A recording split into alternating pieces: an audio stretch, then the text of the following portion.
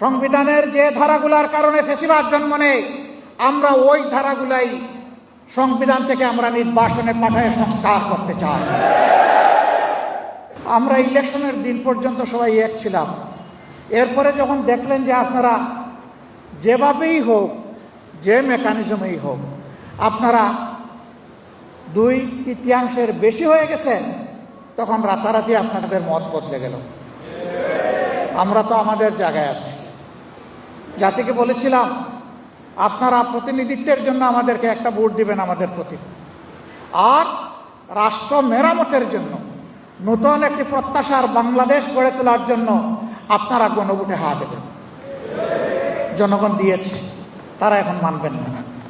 এখন তারা সংবিধান সংশোধন করবেন। সাংবাদিক বন্ধুরা জিজ্ঞেস করে, সংশোধন আর সংস্কারে তফাৎ কি? এই সংবিধান 17 বার 16 বার সংশোধন হয়েছে। এত সংশোধনের পথে ফ্যাসিবাদ আসলো কিভাবে? সংবিধানের যে ধারাগুলার কারণে ফ্যাসিবাদ জন্ম নেয়, আমরা ওই ধারাগুলাই সংবিধান থেকে আমরা নির্বাসনে পাঠায় সংস্কার করতে চাই।